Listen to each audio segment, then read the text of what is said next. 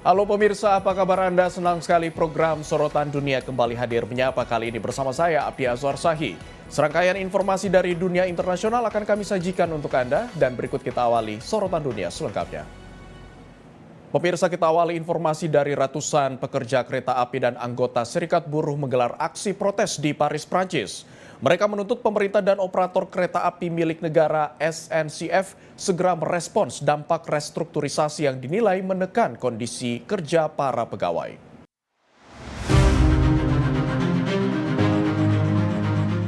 Rekaman video menunjukkan para demonstran berbaris di jalanan ibu kota sambil membawa bendera dan spanduk serta menyuarakan tuntutan mereka.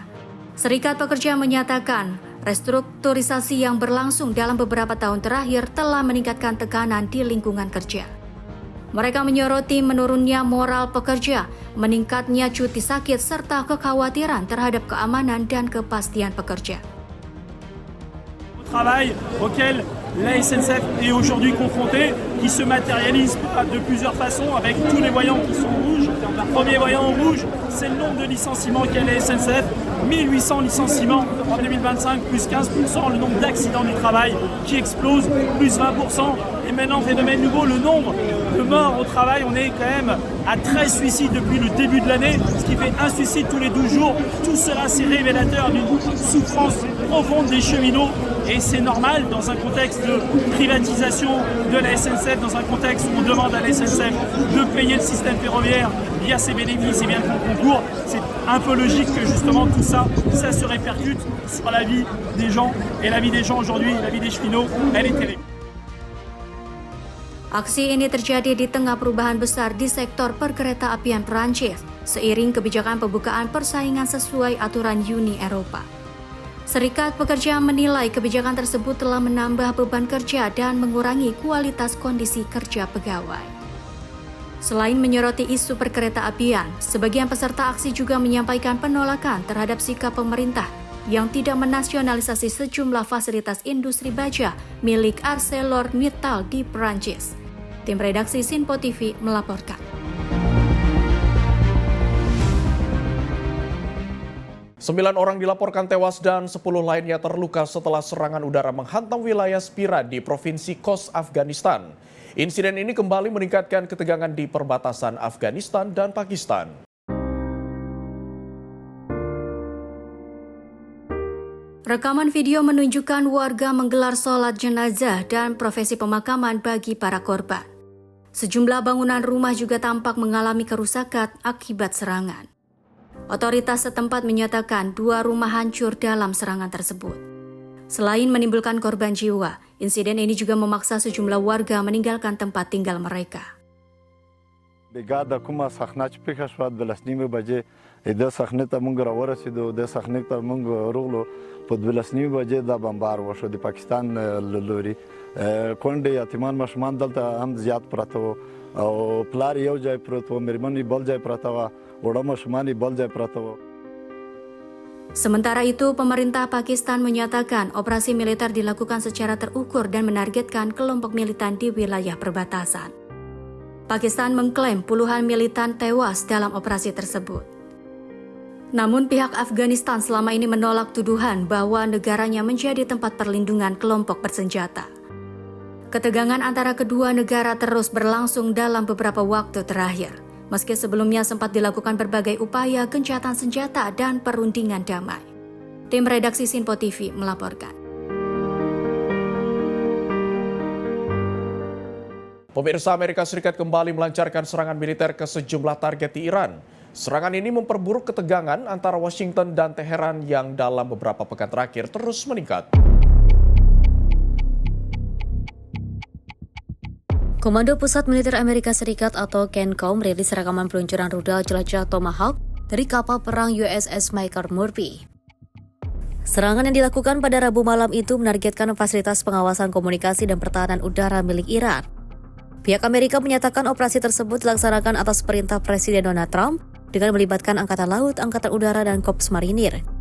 Washington menyebut serangan dilakukan untuk melindungi pasukan Amerika serta jalur pelayaran internasional di kawasan Teluk. Sebelumnya, Presiden Trump juga menyampaikan peringatan keras kepada Iran melalui media sosial dan menyebut Teheran terlalu lama menunda kesepakatan terkait program nuklirnya. Serangan ini terjadi beberapa hari setelah insiden jatuhnya helikopter Apache milik Amerika Serikat di dekat pantai Oman. Washington kemudian menuduh Iran terlibat dalam insiden tersebut. Di pihak lain, media Iran juga melaporkan terjadinya ledakan di sejumlah wilayah provinsi Hormozgan, termasuk Bandar Abbas, Qasm, dan juga Sirte. Menyusul serangan tersebut, Iran mengumumkan penutupan Selat Hormuz yang menjadi salah satu jalur pengiriman minyak dan gas paling penting di dunia. Langkah itu memicu kenaikan harga minyak dunia dan juga menambah kekhawatiran akan terganggunya pasokan energi global. Sementara itu, Korps Garda Revolusi Islam Iran atau IRGC mengaku telah melancarkan serangan balasan terhadap target-target yang terkait dengan Amerika Serikat di kawasan Timur Tengah. Konflik terbaru ini juga mempersempit peluang dialog dan meningkatkan resiko konfrontasi yang juga lebih luas di kawasan. Tim redaksi Simpo TV melaporkan. Pemirsa, 12 orang tewas dan 9 lainnya terluka dalam penembakan massal di permukiman informal Cleveland, Johannesburg, Afrika Selatan. Polisi kini memburu sekelompok pelaku bersenjata yang diduga terlibat dalam serangan mematikan tersebut. Tim forensik dan petugas keamanan terlihat melakukan olah tempat kejadian perkara sambil mengevakuasi jenazah korban dari lokasi penembakan. Menurut laporan awal, lebih dari 10 pria bersenjata menyerbu kawasan permukiman Jumper pada Selasa malam dan melepaskan tembakan secara membabi buta. Polisi menyebut para pelaku bertindak secara sadis tanpa belas kasih saat menyerang korban di kawasan tersebut. Find these people to be insane, heartless, barbaric. On what actually happened, you could see they entered in here, start shooting, and then going forward, and at the end of the day, and then they were picked up in terms of the vehicle or the quantum which was involved. Selain menelan korban jiwa, insiden ini juga menyebabkan 9 orang mengalami luka-luka dan dilarikan ke rumah sakit untuk mendapatkan perawatan. Polisi menemukan sejumlah selongsong peluru di lokasi kejadian dan menduga kawasan tersebut memiliki keterkaitan dengan aktivitas penambangan ilegal. Pejabat setempat menyatakan insiden kekerasan bersenjata bukan pertama kali terjadi di komunitas Jumper. Mereka menduga penembakan ini berkaitan dengan persaingan antara kelompok penambang ilegal atau yang dikenal sebagai Zama-Zama. This is not the first incident that we've had in Jumpers. We've had this about the third or fourth incident that has now rocked this community. I understand that this particular incident has killed a lot of bystanders, and it appears that it could be Zama-Zama related between different factional fighting, and then unfortunately this is now impacted a lot of people who are just living here and trying to eke out a living in Johannesburg. Hingga kini, polisi masih melakukan pengejaran terhadap para pelaku dan belum ada penangkapan yang dilaporkan. Motif penyerangan masih dalam penyelidikan dan pihak berwenang terus mengumpulkan bukti untuk mengungkap dalang di balik penembakan massal tersebut. Tim redaksi Simpo TV melaporkan. Pemirsa, sebuah museum bersejarah di kota Sevastopol mengalami kerusakan setelah terkena serangan yang menurut otoritas setempat dilancarkan oleh Ukraina. Pemerintah kota memastikan bangunan tersebut akan dibangun kembali dan dikembalikan ke kondisi seperti semula.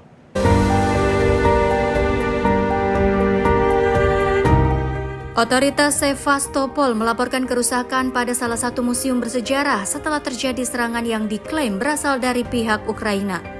Gubernur Sevastopol menegaskan pemerintah akan melakukan seluruh langkah yang diperlukan untuk memulihkan bangunan tersebut. Menurutnya, museum yang menjadi bagian dari warisan sejarah dan budaya kota akan dibangun kembali dan dikembalikan ke kejayaannya seperti sebelum insiden terjadi. Tim penanganan darurat dan petugas setempat telah diterjunkan ke lokasi untuk menilai tingkat kerusakan serta mengamankan area di sekitar bangunan. Otoritas juga berupaya menyelamatkan dan mengamankan koleksi serta artefak bersejarah yang terdapat di dalam museum. Belum ada informasi resmi mengenai besaran kerugian maupun kemungkinan korban dalam insiden tersebut. Pihak Ukraina belum memberikan tanggapan resmi terkait tuduhan yang disampaikan oleh otoritas Sevastopol. Insiden ini menambah daftar dampak konflik yang turut mengancam bangunan dan situs bersejarah di kawasan tersebut. Tim redaksi Sinpo TV melaporkan. Pemirsa, pemerintah India menyatakan seluruh kru kapal tanker Marivex yang berjumlah 24 orang berhasil diselamatkan setelah kapal tersebut terkena serangan rudal Amerika Serikat di lepas pantai Oman.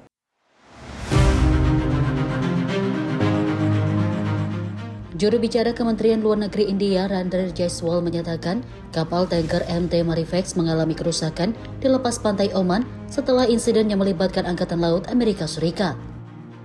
Menurut Jaiswal, kapal berbendera pulau itu sempat melakukan komunikasi dengan Angkatan Laut Amerika sebelum terjadi insiden.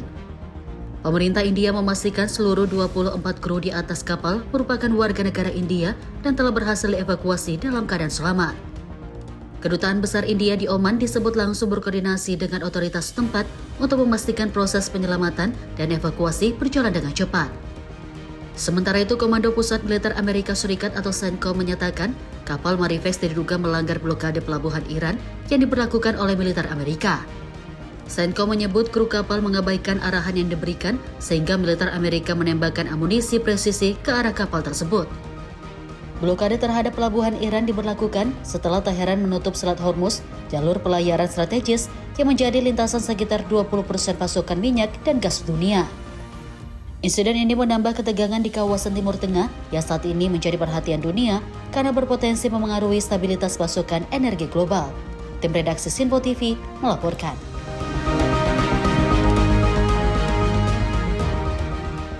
Tumpukan sampah dalam jumlah besar memenuhi garis pantai Ocos di Departemen San Marcos, Guatemala setelah hujan deras selama beberapa hari membawa limbah dari aliran sungai ke perairan Pasifik. Kondisi ini menimbulkan kekhawatiran terhadap pencemaran lingkungan di tengah ancaman cuaca buruk yang masih berlanjut di kawasan tersebut.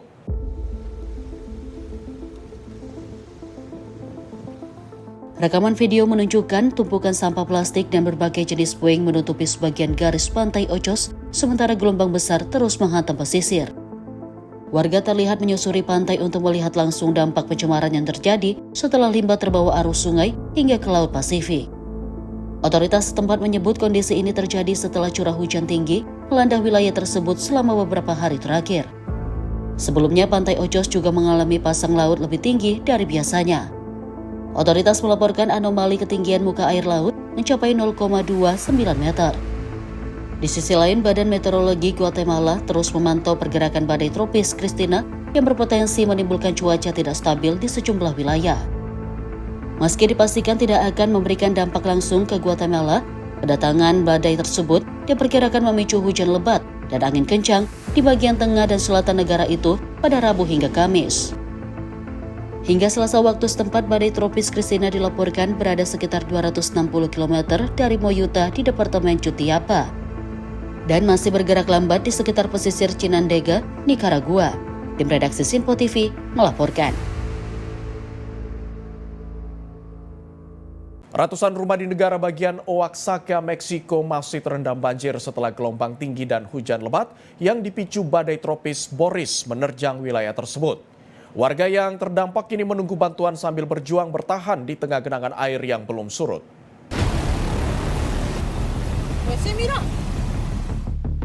Gelombang besar menghantam garis pantai San Mateo del Mar dan mendorong air laut masuk ke kawasan permukiman.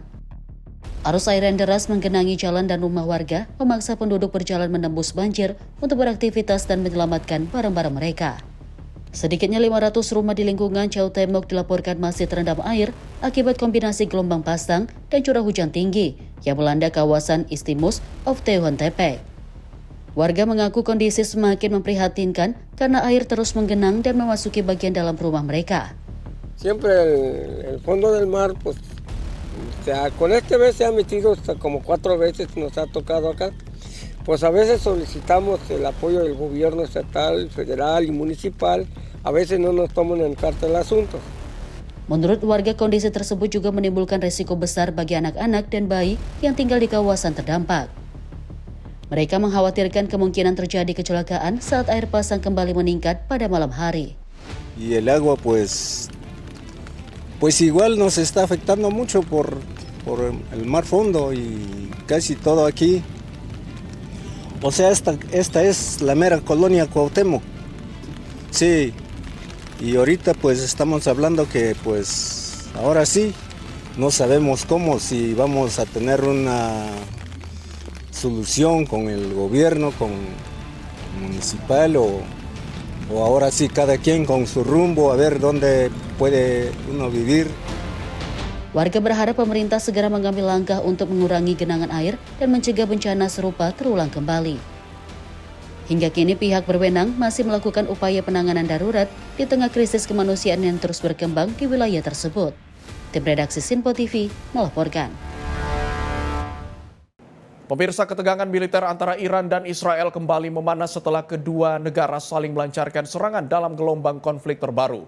Di tepi barat, sebuah fragmen rudal ditemukan menancap di tanah dekat kota Jericho, menjadi bukti terbaru dari memanasnya konfrontasi di kawasan Timur Tengah.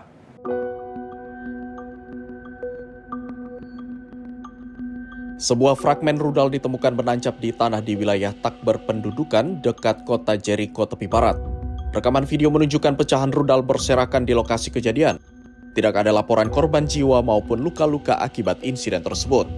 Temuan ini terjadi di tengah meningkatnya kembali ketegangan militer antara Iran dan Israel yang saling melancarkan serangan dalam beberapa hari terakhir. Korps Garda Revolusi Islam Iran atau IRGC mengklaim menargetkan pangkalan udara Ramat David di Israel menggunakan rudal balistik. Serangan itu disebut sebagai balasan atas operasi militer Israel di Lebanon.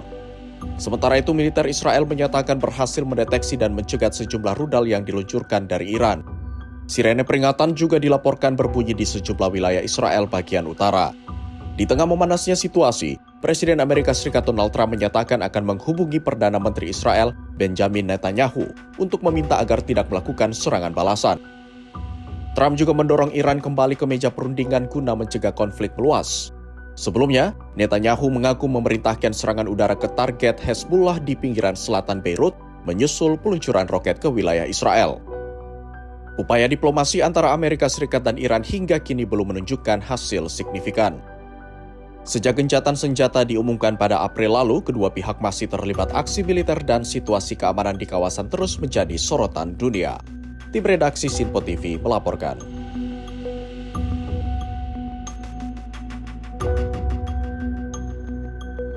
Militer Taiwan menggelar latihan tembak langsung dengan menampilkan sistem roket Thunderbolt 2000 dan meriam Swagrad M109A2 pada hari Selasa waktu setempat. Latihan ini menjadi bagian dari uji kemampuan alutsista Taiwan di tengah meningkatnya ketegangan dengan Cina.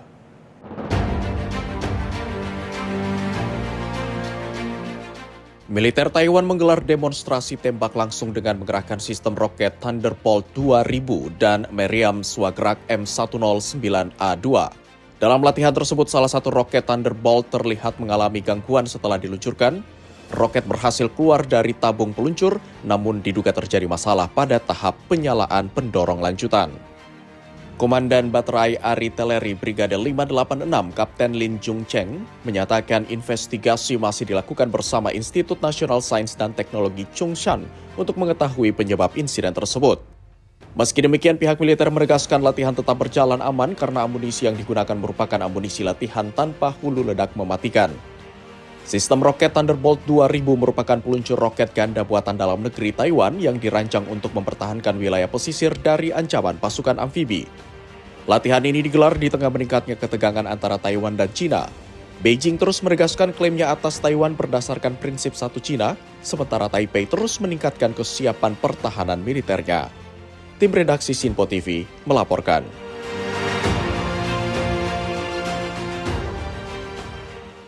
Pemirsa, pameran pertahanan maritim internasional digelar di Rusia. Informasi selengkapnya akan kami hadirkan usai jeda berikut ini. Tetaplah bersama kami.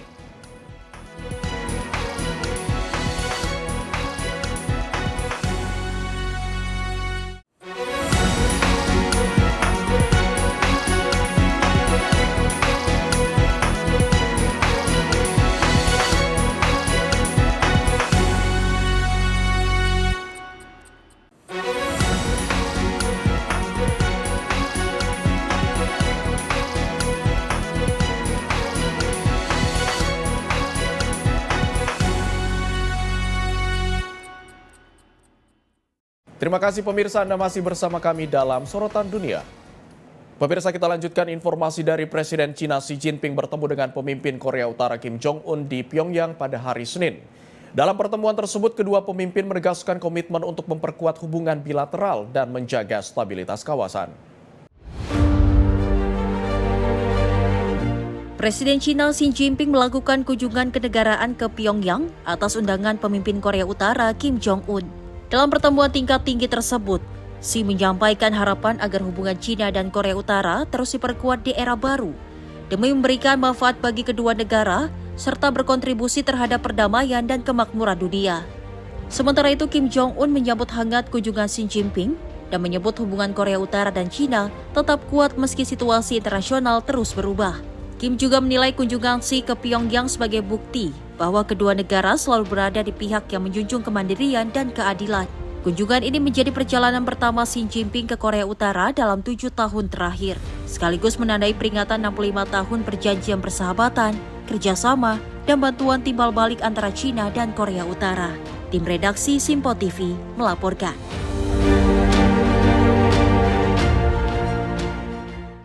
Pemimpin Korea Utara Kim Jong-un melepas kepergian Presiden China Xi Jinping di Bandara Internasional Pyongyang setelah kunjungan kenegaraan selama 2 hari di negara tersebut. Kunjungan ini menandai upaya kedua negara untuk memperkuat hubungan bilateral.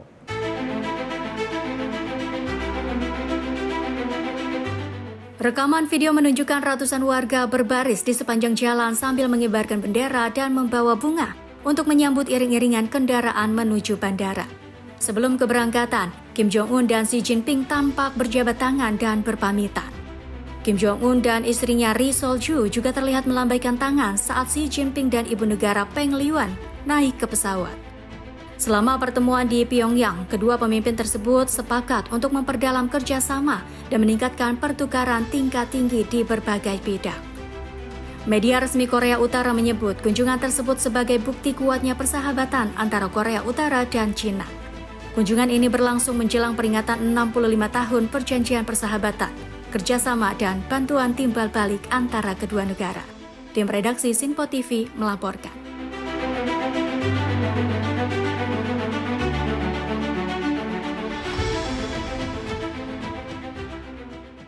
Pemirsa, Presiden Rusia Vladimir Putin dan Presiden Vietnam To Lam kembali menegaskan komitmen untuk memperkuat hubungan kedua negara.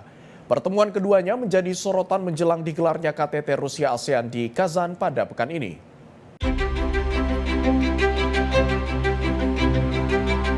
Rekaman arsip memperlihatkan momen kunjungan Presiden Rusia Vladimir Putin ke Hanoi pada tahun 2024.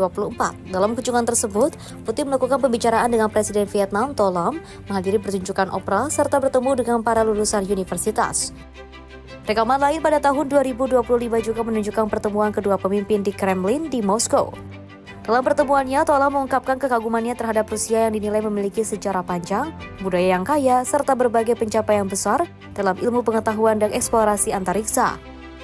Sementara itu, Vladimir Putin juga menilai Vietnam telah menjadi salah satu negara yang memiliki pengaruh besar dalam pembangunan dan pertumbuhan ekonomi di kawasan Asia Pasifik. Pertemuan ini juga menjadi bagian dari upaya memperkuat kerjasama di berbagai bidang, termasuk ekonomi, pendidikan, dan hubungan antar masyarakat.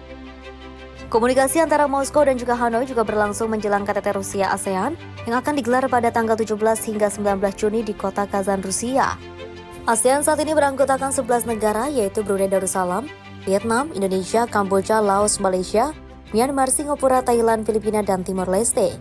KTT tersebut diharapkan menjadi momen penting untuk memperkuat kerjasama antara Rusia dan negara-negara Asia Tenggara di tengah dinamika global yang terus berkembang. Tim redaksi Simpo TV melaporkan. Presiden Amerika Serikat Donald Trump mengancam akan kembali melancarkan serangan terhadap Iran. Pernyataan itu disampaikan saat menandatangani Undang-Undang Penegakan Imigrasi baru di tengah memanasnya hubungan Washington dan Teheran. Dalam keterangannya kepada media, Trump menyatakan pemerintahannya selama beberapa bulan terakhir terus berupaya mendorong Iran menyetujui kesepakatan terkait program nuklir. Menurut Trump, kesepakatan tersebut akan mencegah Iran memiliki senjata nuklir dan menjamin stabilitas kawasan. Namun ia menilai Teheran terus menunda proses negosiasi dan tidak menunjukkan itikat untuk segera mencapai kesepakatan. But we hit them hard yesterday and We're going to hit them again hard today. In case we'll see what happens with the deal. We were really close to a deal, but they keep tapping us along. They keep playing us for suckers because you know what? They dealt with some very stupid precedents. Trump juga mengklaim Iran telah menembak helikopter Apache milik Amerika Serikat di kawasan Selat Hormuz, meskipun seluruh personil di dalamnya dilaporkan selamat. Pernyataan ini muncul setelah serangan baru Amerika Serikat terhadap target-target Iran dan meningkatnya ketegangan di Timur Tengah. Sementara itu, Iran menyatakan masih akan menilai situasi terkini sebelum menentukan langkah selanjutnya terkait proses diplomasi dan negosiasi dengan Washington. Tim redaksi Sinpo TV melaporkan. Pemirsa, Menteri Pertahanan Amerika Serikat Pete Hegseth mengklaim negaranya saat ini mengendalikan Selat Hormuz dan mampu menjamin kelancaran pelayaran komersial di jalur strategis tersebut. Pernyataan itu disampaikan di tengah meningkatnya ketegangan antara Amerika Serikat dan Iran.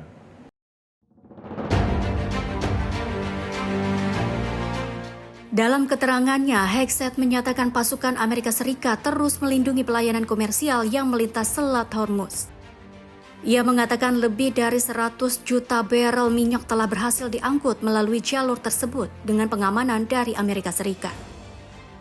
Menurut Hegseth, blokade yang diterapkan Washington terhadap Iran masih berjalan efektif dan berhasil mencegah sejumlah kapal yang berupaya beroperasi menuju pelabuhan Iran. So if our blockade is ironclad, which it is, and we're able to move commercial shipping in and out of the Strait of Hormuz, who controls the Strait of Hormuz? And President Trump said it, and he's right. The United States of America controls the Strait of Hormuz. We're able to bring oil in and out and other things with partners, and have done so now for weeks and weeks. Hegseth juga menyatakan operasi militer Amerika Serikat telah memberikan tekanan besar terhadap kemampuan pertahanan Iran di kawasan. Menurutnya, Teheran masih memiliki kesempatan untuk menempuh jalur diplomasi dan mencapai kesepakatan dengan pemerintah Presiden Donald Trump. We know how much pressure Iran is under. It's clear. We see it. We read about it. We understand it, and so do they. And they would be wise to make only the kind of deal that President Trump would accept, which is a great deal. Selat Hormuz sendiri merupakan salah satu jalur pelayanan paling strategis di dunia dan menjadi lintasan utama bagi pasokan minyak dari kawasan Teluk ke pasar internasional. Tim redaksi Sinpo TV melaporkan. Ketegangan di Timur Tengah kembali menjadi sorotan dalam sidang Dewan Keamanan PBB. Iran menegaskan perdamaian di kawasan tidak akan tercapai tanpa menyelesaikan akar permasalahan yang memicu konflik selama ini. Duta Besar Iran untuk PBB Amir Said Iravani menyatakan stabilitas Timur Tengah hanya dapat terwujud jika komunitas internasional menangani penyebab utama konflik di kawasan. Menurut Iran, penduduk wilayah Palestina, Lebanon, dan Suriah agresi militer Israel, serta keberadaan pasukan Amerika Serikat di Timur Tengah menjadi faktor yang terus memperburuk situasi. Iran juga menegaskan penyelesaian diplomatik tidak dapat dicapai melalui ancaman atau penggunaan kekuatan militer. Di sisi lain, perwakilan Uni Emirat Arab menuduh Iran telah melancarkan serangan rudal dan drone yang juga mengancam keamanan kawasan serta merusak upaya perdamaian. Sementara itu, perwakilan Lebanon menyerukan agar jalur mediasi dan diplomasi menjadi prioritas dalam menyelesaikan konflik yang terus berlangsung di Timur Tengah. Pernyataan ini juga muncul di tengah memanasnya hubungan Iran dan Amerika Serikat menyusul serangan militer terbaru yang terjadi di kawasan Teluk. Tim redaksi Sinpo TV melaporkan. Dinas Keamanan Federal Rusia atau FSB menuduh Ukraina meningkatkan aksi sabotase dan serangan teror di wilayah barat laut Rusia. Moskow menyebut serangan itu menargetkan sektor energi, transportasi, dan infrastruktur maritim yang dinilai strategis.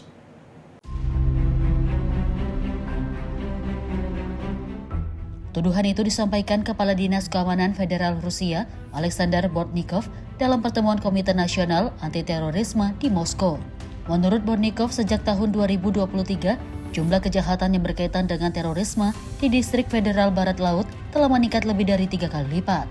Ia menyebut peningkatan itu terjadi akibat maraknya aksi sabotase dan serangan teror yang dilakukan pihak yang disebutnya sebagai musuh.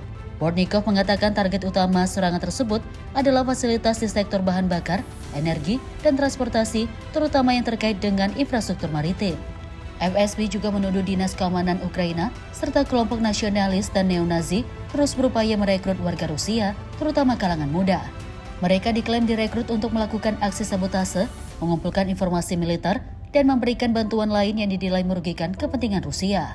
Sebagai respon, pihak berwenang di tingkat daerah disebut terus melaksanakan berbagai program pencegahan untuk mencegah keterlibatan remaja dan anak muda dalam aksi sabotase maupun terorisme. Bortnikov juga mendorong peningkatan partisipasi masyarakat dalam upaya pencegahan, termasuk melalui kerjasama dengan pemerintah daerah dan komunitas setempat. Tim redaksi Sinpo TV melaporkan. Sementara itu, pemirsa, ribuan demonstran memadati jalanan Berlin di Jerman dalam aksi protes besar-besaran yang menuntut Kanselir Friedrich Merz mundur dari jabatannya. Aksi ini dipicu ketidakpuasan publik terhadap kebijakan migrasi dan kondisi ekonomi negara.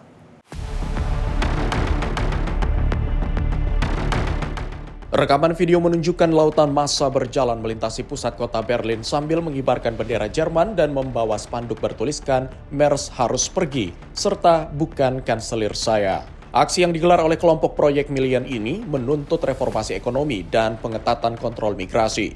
Penyelenggara juga mendorong deportasi bagi pendatang tanpa dokumen resmi. Tekanan terhadap pemerintahan Merz semakin meningkat setelah hasil survei menunjukkan rendahnya tingkat kepuasan publik terhadap kinerja pemerintah. Survei terbaru menyebut hanya 16% warga Jerman yang menyatakan puas terhadap kepemimpinannya. Meski mendapat tekanan, Merz menegaskan koalisi pemerintahan akan tetap bertahan hingga akhir masa jabatan. Tim redaksi Sinpo TV melaporkan. Pemerintah Departemen Lapas mulai menyalurkan lebih dari 8.000 paket pangan gratis kepada keluarga rentan di Bolivia. Bantuan ini diberikan di tengah krisis pasokan akibat blokade jalan yang telah berlangsung selama lebih dari 40 hari.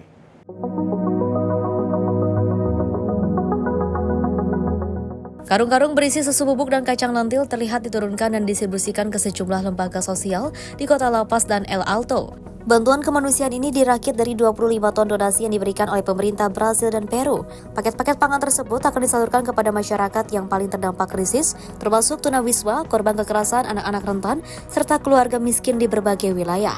La Fundación Munacim Cuyaquita es una institución ya de varias décadas que trabaja en nuestro país y en este municipio principalmente. Una de sus características más importantes es que trabaja con población migrante, con víctimas de explotación sexual comercial, con población en situación de calle, mujeres víctimas de violencia. Entonces, este es uno de nuestros principales aliados que tiene esa experiencia y ese contacto con la población más vulnerable en el municipio del Alto. Entonces, por eso es de que confiamos en ellos y sabemos de que va a llegar también esta donación de países del Perú y Brasil al destino. Sementara itu, warga di sejumlah daerah mengaku semakin kesulitan mendapatkan bahan pangan akibat blokade jalan yang menghambat distribusi logistik. Blokade yang melibatkan berbagai kelompok masyarakat telah menyebabkan kelangkaan pangan, bahan bakar, dan obat-obatan di sejumlah wilayah Bolivia. Melalui program ini, pemerintah berupaya memastikan kebutuhan dasar masyarakat rentan tetap terpenuhi sambil menunggu situasi nasional kembali normal. Tim redaksi Sinpo TV melaporkan. Rusia resmi membuka pameran pertahanan maritim internasional Fleet 2026 di kota Kronstadt.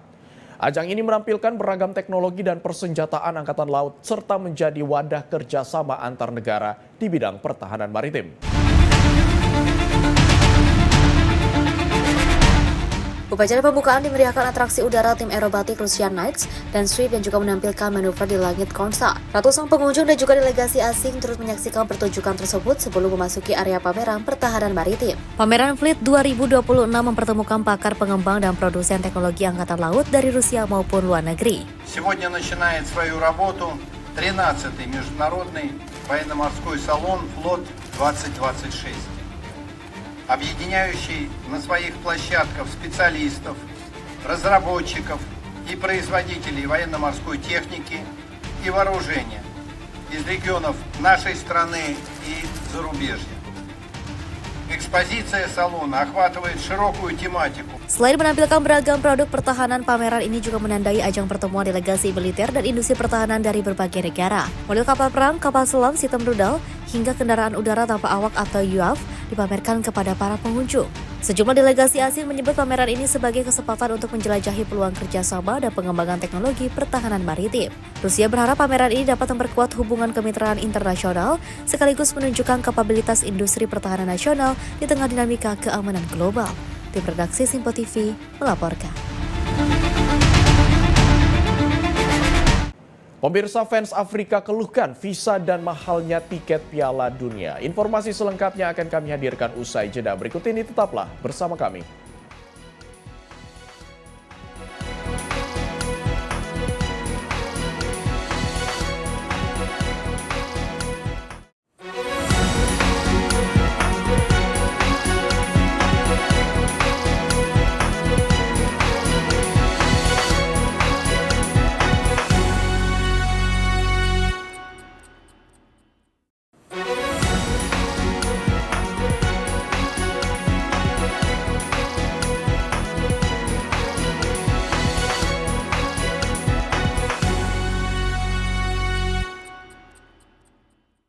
Terima kasih pemirsa, Anda masih bersama kami dalam Sorotan Dunia. Pemirsa, kita lanjutkan informasi dari suasana Piala Dunia 2026 mulai terasa di kota Guadalajara, Meksiko. Para pedagang di Pasar San Juan de Dios mulai berbenah dan mempersiapkan diri untuk menyambut ribuan wisatawan yang diperkirakan datang selama turnamen berlangsung.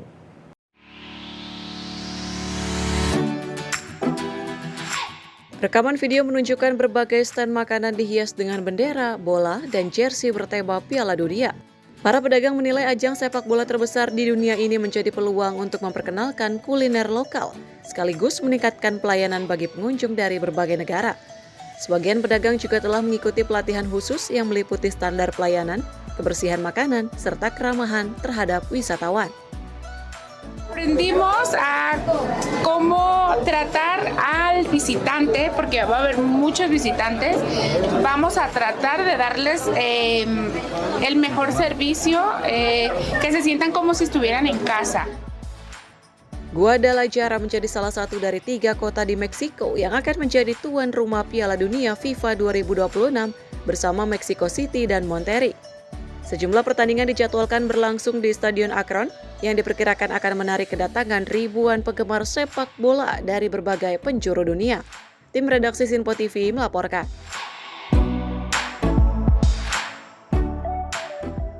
Sementara itu, sejumlah penggemar sepak bola di Ghana melontarkan kritik terhadap FIFA dan pemerintah Amerika Serikat menjelang Piala Dunia. Mereka menilai proses pengurusan visa yang rumit serta harga tiket yang tinggi membuat banyak pendukung dari Afrika terancam tidak dapat menyaksikan langsung ajang tersebut.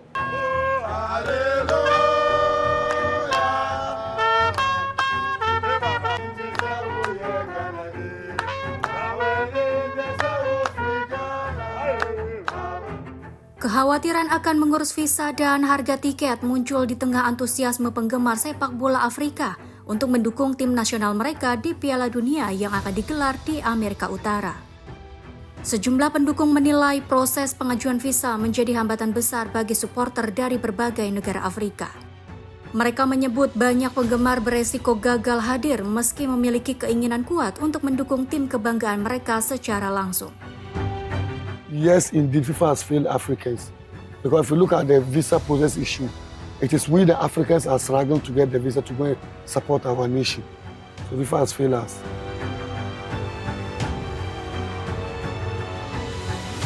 Keep hearing about ticket prices, and you know that even those who live there, the Americans themselves, plus globally, supporters everywhere keep saying that this is quite expensive, the tickets is quite expensive.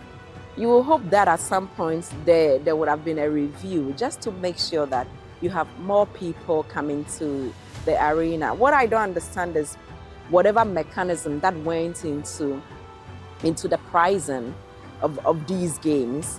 But I want to hope that once the feedback from fans globally keeps saying that it's quite expensive, if the numbers do not show up as the stadium as much as expected, then just maybe FIFA may want to have, a look in and review a few things. But like I said, with football, just like any sports, fans are always so important, and it's better when you have them in the arena.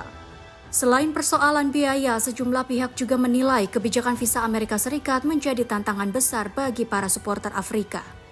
Mereka khawatir kehadiran pendukung dari benua Afrika akan jauh berkurang, padahal dukungan langsung di stadion memiliki peran penting dalam membangun atmosfer pertandingan. FIFA sebelumnya menyatakan tingginya harga tiket dipengaruhi besarnya permintaan dari penggemar di seluruh dunia. Meski demikian, kritik terus berdatangan dari berbagai kalangan yang menilai Piala Dunia beresiko menjadi ajang yang sulit diakses oleh penggemar biasa. Tim redaksi Sinpo TV melaporkan. Ratusan warga menyambut hangat wasit sepak bola Somalia Omar Artan di Stadion Mogadishu setelah ia gagal menghadiri Piala Dunia FIFA 2026 akibat ditolak masuk ke Amerika Serikat. Bagi banyak warga, Artan bukan hanya seorang wasit, melainkan simbol kebanggaan dan prestasi sepak bola Somalia di kancah internasional.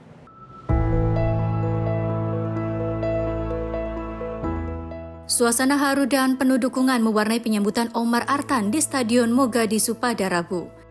Para pendukung membawa foto Artan dan memberikan tepuk tangan saat wasit berusia 34 tahun itu tiba di lokasi. Dalam sambutannya, Artan menyampaikan terima kasih atas dukungan yang diberikan masyarakat Somalia. Menurutnya, sambutan tersebut menjadi momen yang akan selalu dikenang dan memberikan kebahagiaan besar baginya. Kekecewaan juga datang dari warga yang menilai keputusan Amerika Serikat telah menghilangkan kesempatan Somalia untuk menorehkan sejarah di Piala Dunia. Artan sebelumnya berpeluang menjadi wasit pertama asal Somalia yang bertugas di ajang Piala Dunia FIFA. Namun ia ditolak masuk ke Amerika Serikat yang menjadi tuan rumah bersama Kanada dan Meksiko. Departemen Luar Negeri Amerika Serikat menyatakan penolakan tersebut berkaitan dengan kekhawatiran dalam proses pemeriksaan atau vetting. Somalia sendiri masuk dalam daftar negara yang terkena pembatasan perjalanan oleh pemerintah Amerika Serikat. Meski gagal hadir di Piala Dunia, Artan memilih tetap optimis dan menyatakan fokus pada masa depan serta mendoakan rekan-rekannya yang bertugas di turnamen tersebut. Artan merupakan salah satu wasit terbaik di Afrika dan pada tahun 2025 meraih penghargaan wasit putra terbaik Afrika dari Konfederasi Sepak Bola Afrika atau CAF. Banyak pihak meyakini ia masih memiliki peluang besar untuk mencetak sejarah pada Piala Dunia berikutnya di tahun 2030 dan 2034.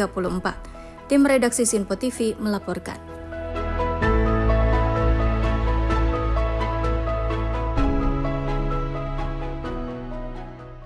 Pemirsa, ribuan warga memadati Nampally Exhibition Grounds di Hyderabad, India untuk mengikuti ritual tahunan Batini Fish Prasadam. Dalam tradisi ini, peserta menelan ikan hidup yang telah diisi ramuan herbal khusus yang diklaim dapat membantu meredakan gangguan pernapasan.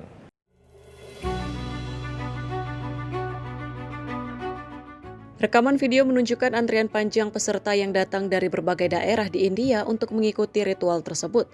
Panitia dan relawan tampak berupaya mengatur kerumunan serta menyediakan makanan dan air minum bagi para peserta yang menunggu giliran.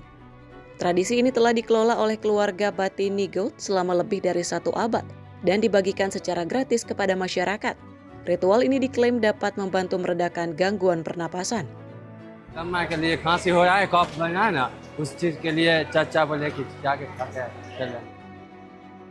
Meski terus menarik ribuan peserta setiap tahun, praktik ini masih menjadi perdebatan di kalangan medis. Asosiasi Medis India menyatakan belum ada bukti ilmiah yang menunjukkan efektivitas metode tersebut dalam mengobati asma atau penyakit pernapasan lainnya. Sejumlah ahli juga mengingatkan risiko tersedak dan gangguan kesehatan yang dapat timbul akibat menelan ikan hidup. Tim redaksi Sinpo TV melaporkan.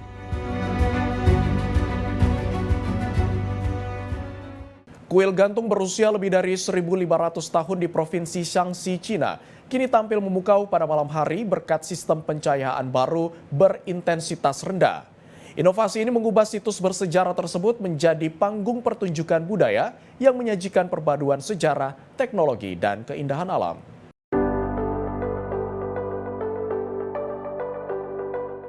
Rekaman video menunjukkan kuil gantung di Gunung Heng bersinar di tengah malam dengan efek pencahayaan yang menyatu dengan tebing batu tempat bangunan berdiri. Kuil yang menggantung lebih dari 50 meter di atas dasar ngarai itu kini menjadi latar pertunjukan langsung yang menarik perhatian wisatawan. Pengunjung mengaku terkesan dengan tata cahaya yang memberikan kesan seolah seluruh struktur kuil hidup dan menyatu dengan dinding batu pegunungan. Pertunjukan malam ini menggabungkan koreografi vertikal, cerita tradisional, serta teknologi proyeksi 3 dimensi untuk menghidupkan kembali warisan dinasti Wei Utara. Penyelenggara menggunakan sistem pencahayaan berintensitas rendah agar keaslian dan kelangsungan struktur kayu kuno tetap terjaga. Pertunjukan bertajuk Why the Hanging Temple memanfaatkan pegunungan sebagai panggung alam dan tebing curam sebagai latar utama. Selain menarik wisatawan domestik, kuil gantung juga mendapat perhatian internasional setelah menjadi salah satu referensi dunia nyata dalam permainan video populer Black Myth Wukong. Kehadiran pertunjukan imersif ini diharapkan mampu meningkatkan daya tarik datang sebagai destinasi wisata budaya dan wisata malam di Cina. Tim redaksi Sinpo TV melaporkan.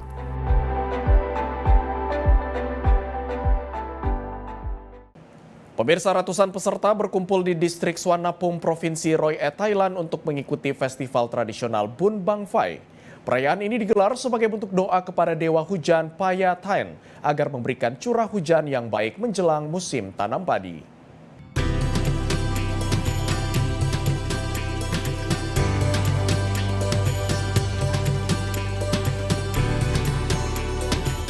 Para peserta menyiapkan roket tradisional yang dihias dan membawanya dalam iring-iringan menuju menara luncur. Sebelum dilepaskan ke langit, setiap kelompok melakukan doa dan ritual adat sesuai tradisi setempat. Festival ini diiringi musik tradisional, pertunjukan drum, dan juga penampilan pian molam yang meramaikan suasana di wilayah Isan yang didominasi masyarakat pertanian. Bun Bang Phai merupakan tradisi kuno Prabuddha yang juga terkait erat dengan mitologi lokal dan harapan akan kesuburan lahan pertanian. Roket yang dilepaskan umumnya terbuat dari bambu dan bahan bakar serpuk mesiu yang dirakit secara tradisional oleh masyarakat setempat. Selain sebagai ritual doa hujan, festival ini juga menjadi ajang pelestarian budaya dan warisan lokal yang sudah berlangsung lebih dari 300 tahun di wilayah Roi Et. Tim redaksi Sinpo TV melaporkan. Langit malam di kota Chongqing, Cina dihiasi pertunjukan spektakuler yang melibatkan lebih dari 5.000 drone.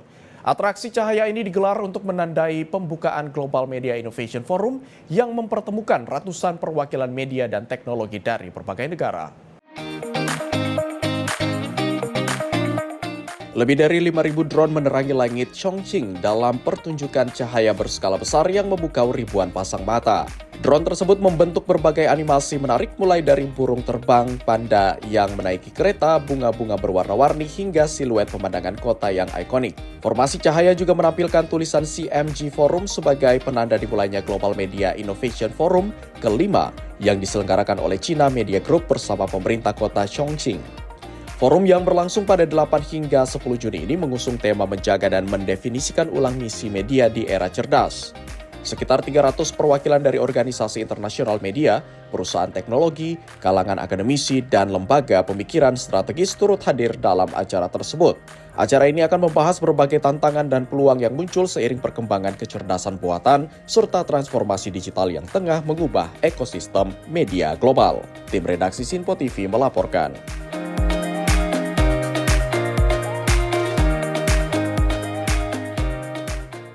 Pemirsa, sebuah museum unik di kota Shenzhen, Cina menarik perhatian pengunjung dengan berbagai instalasi seni nyeleneh yang menyindir tekanan hidup modern dan budaya kerja saat ini.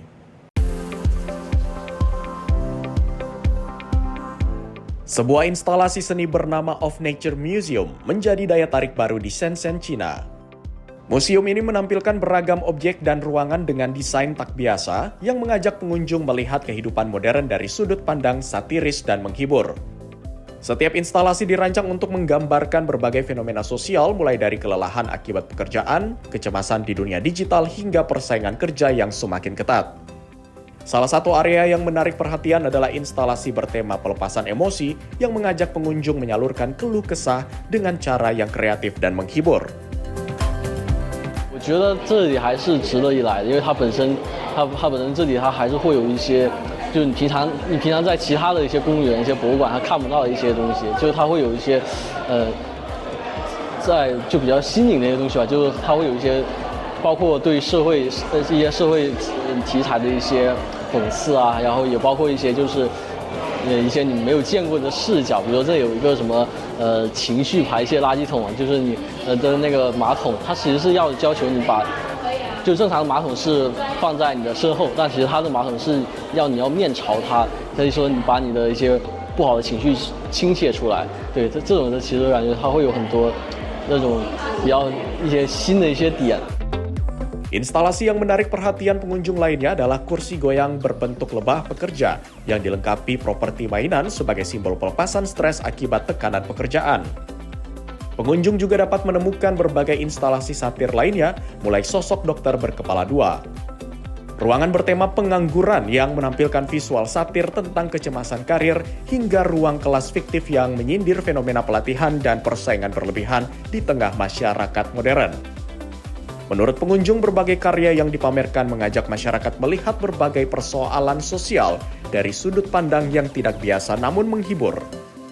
Melalui pendekatan yang ringan dan penuh humor, museum ini menjadi ruang bagi kaum muda untuk melepaskan penat sekaligus merefleksikan realitas kehidupan sehari-hari.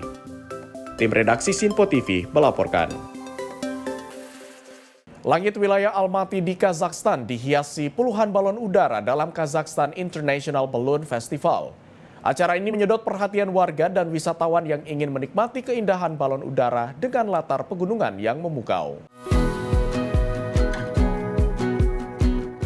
Lebih dari 30 balon udara lepas landas di atas padang stepa Almaty dengan latar belakang pegunungan yang mengelilingi kawasan tersebut.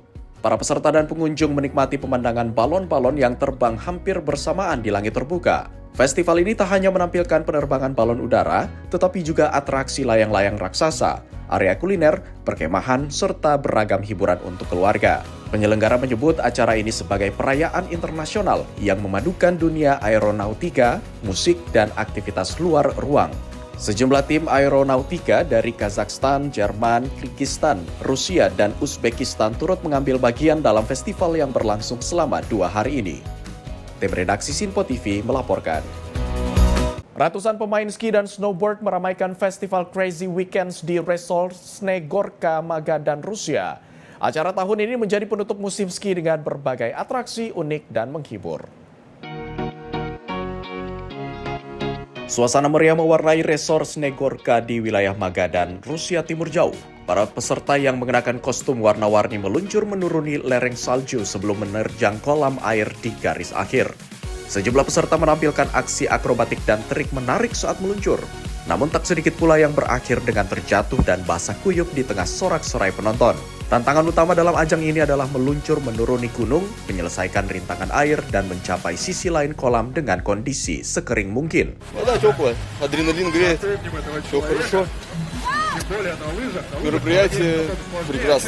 Atlet Vita Sherenedisenko mengaku sensasi meluncur memberikan adrenalin tersendiri.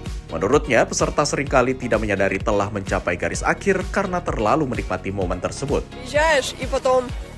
Как будто голова отключается сразу в воде. Организатор сообщает, как будто вообще мозг не соображает. Penyelenggara menyebut kondisi cuaca yang mendukung memungkinkan festival tetap digelar setelah jadwalnya disesuaikan menjadi 6 dan 7 Juni. Resort juga memanfaatkan meriam salju untuk menjaga kualitas lintasan dan keamanan peserta. Selain pertunjukan olahraga, pengunjung juga menikmati pameran kerajinan lokal, area kuliner, hiburan keluarga, dan berbagai kelas kreatif. Festival Crazy Weekends telah menjadi salah satu agenda paling ditunggu di Magadan, menggabungkan olahraga musim dingin, kostum unik, dan atraksi seru untuk menandai berakhirnya musim salju setiap tahunnya. Tim redaksi Sinpo TV melaporkan. Pemirsa, informasi tadi sekaligus mengakhiri jumpa kita dalam Sorotan Dunia edisi hari ini. Akhir kata saya Abdi Azwar Sahih mewakili seluruh kerabat kerja yang bertugas. Pamit undur diri, sampai jumpa.